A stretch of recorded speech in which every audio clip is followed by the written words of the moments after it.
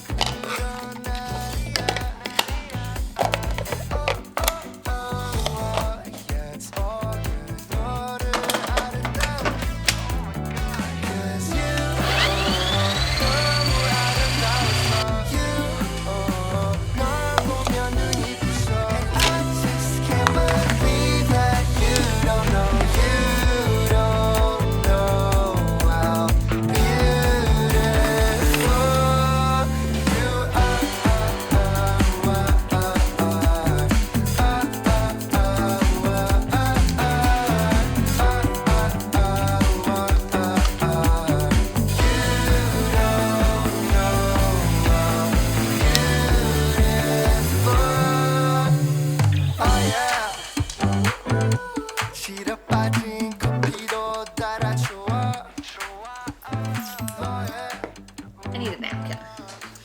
Towel, same thing. I stand by my creamy was one of the best purchases I've made in 2024, friends.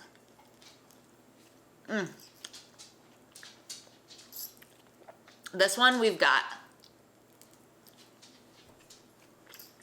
a banana, Greek yogurt, milk, protein powder, cocoa powder, a little chocolate pudding mix, vanilla, oats. I think that was it. And then we put peanut butter on top. I like adding the peanut butter on top because it kind of freezes a little bit.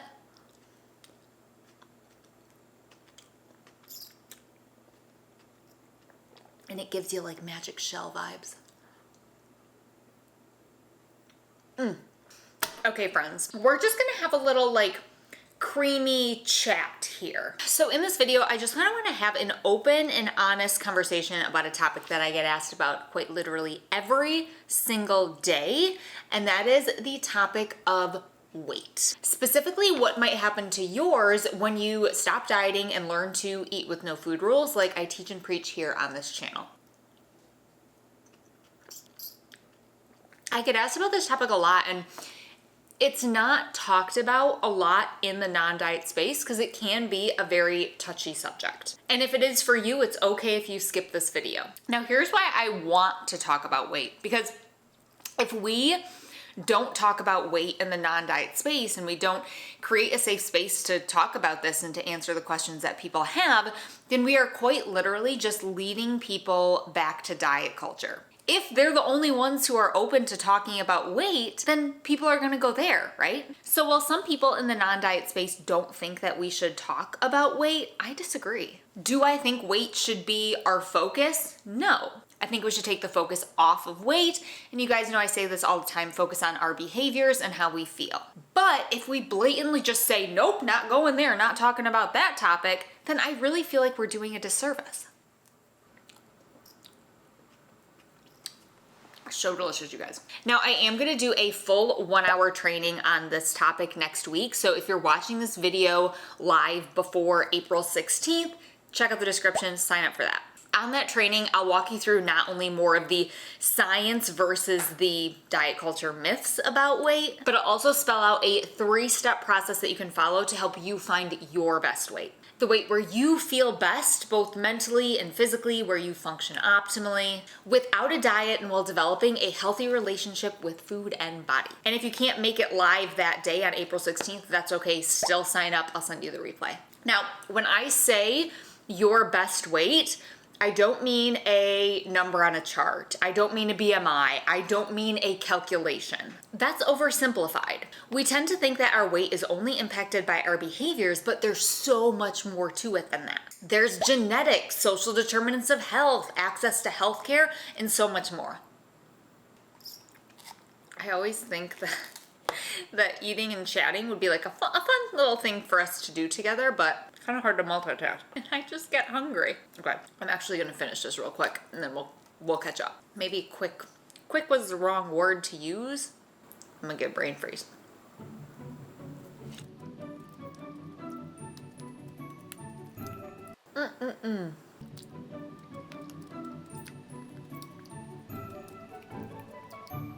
Okay, so because of all of those factors that actually impact your weight, your best weight is unique to you.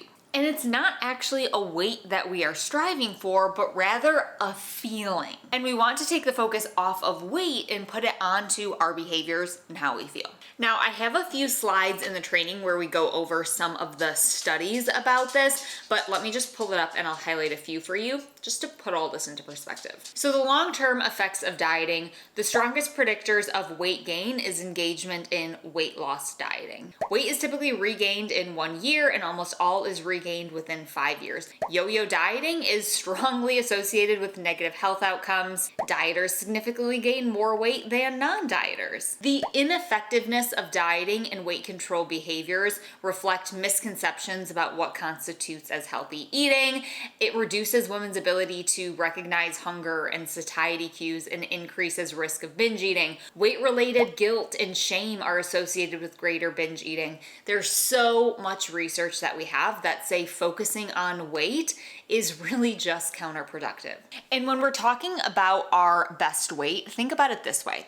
So we showed Theo earlier in this video, right? There are beagles and there are golden retrievers. Some people wear a size 6 shoe and some people wear a size 10 shoe. If we can think about our bodies and our weight and our sizes and our shapes and all the things in that way, a beagle is fabulous, so is a golden retriever, right? Just like our bodies have different shoe sizes, our weights are very similar in that aspect. They can all be different, they can be unique to you, and the differences aren't necessarily bad, they're literally just different. Okay, so now what everyone wants to know is, how do I know if I'm not at my best weight? Here are some questions you could ask yourself. How does the way that you're fueling your body make you feel? Not in the sense of, I feel like I'm being good or I feel like I'm being bad, but actually, how does it feel? How does the way that you're moving your body feel? Is it too much? Is it too little? In terms of what makes you feel good. The amounts and types can be different for everyone. Maybe you found a sweet spot and what you're doing feels good. That's the goal. Again, how does it actually feel to you? Not how you feel you stack up to what you quote unquote should be doing. What makes you feel good might look different from what makes someone else feel good. Put your blinders on, focus on you here. How do your overall habits make your body feel? This can include sleep, stress management, mental health, and the like. If you said, yeah, maybe I'm not feeling my best, then maybe you're not at your best weight. So then your next question might be, okay, well, is it up, down, sideways from where I'm at? And while I know it's so tempting to focus on the weight itself and where yours might be, we really want to take, like I said, the focus off of weight and focus on our behaviors and how we actually feel versus the weight itself. This is how you actually find your best weight. Taking the focus off of it, because we know from the research that I just went over, focusing on that just backfires. Some behaviors that might contribute to being below your best weight, maybe you have a lot of restrictive food rules with the way that you eat, don't honor hunger, or overexercise. Some behaviors that might contribute to being above your best weight could be more excessive reliance on emotional eating as a coping mechanism, struggling to stop eating when full, or lack of movement in the way that makes you feel good or that you wish to do. Now, it's also possible to be at your best weight, but rather what's needed is a shift in behaviors for you to feel better at that weight. Moral of the story, weight gain, loss, and maintenance can all happen as you work towards finding the weight that your body feels best at and where it functions optimally, both mentally and physically. Now, you can absolutely be a mix of a lot of these things, and honestly, a lot of people are. We are gonna go over more of this, do this more in-depth habits-based assessment on the training, so sign up for that. We'll dive in more detail on that. Your best weight is not a number on a scale. And it's not found by focusing on weight at all. It's about adapting a weight neutral mindset and shifting your focus from weight onto our behaviors and how we feel. Okay, so here are 3. I'll show you real examples of people who have gained weight, lost weight, and maintained weight. Kathy said, I actually lost a lot of weight without trying, but that was never the goal. My forever goal is no food obsessions, cravings, restrictions, dieting, and binging. No more feeling unwell. That is/was no way to live. Lindsay said, I'm not sure. I think I've gained some, judging by how my clothes fit. I'm much more at peace. I don't get as worked up about how I look in pictures anymore. And Beth said, I personally have not lost weight, but I have managed to maintain the same weight for almost 4 years now without trying. This is the same weight that I was previously meticulously counting calories at in order to maintain. It's worth the journey, I promise. All 3 of those folks had different outcomes. All of them took the focus off of weight, and all of them feel best after finding their best weight. Having questions or worries or concerns about weight is so normal because of the society that we live in today. And like I said, I don't want anyone to feel shame or guilt for having these thoughts. A lot of times we hear or we feel that if we are trying to shift away from diet culture, that we just shouldn't care or that we just need to get over it. But have compassion for yourself and understand the world that we live in today is so weight focused. So having, like I said, having these concerns or thoughts is normal. And in order to work past them, we want to be able to talk about them open and honestly. When we can work through these things, we can increase our confidence in how we feel about our bodies, but also how we feel in our bodies and how we're treating them. And this is what allows our weight to settle to where it wants to be. And when it does this, our bodies, they're so smart, you guys. They can maintain that weight within a range. It's kind of like having a thermostat on your house where it kind of keeps it within that temperature range.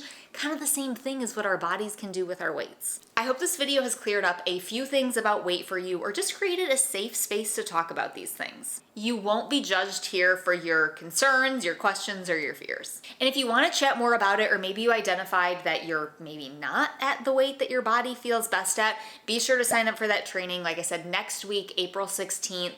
If you can't make it live, I'll send you the replay. We're going to go over so much more of the science and debunking them from the myths and giving you a true 3-step process to follow to help you get to the place where you feel good. Put your happiest and healthiest foot forward without a diet, friends. I hope to see you on that training. It is going to be so good. We do have a limit to the amount of people that we can have in the virtual room at once. So be sure to sign up early so that you can get your spot reserved. And like I said, I will send the replay. So even if you can't join live, that's okay. I'll send it to you. All right. I have got to go do my dishes. I will see you guys next week on that training. See you later.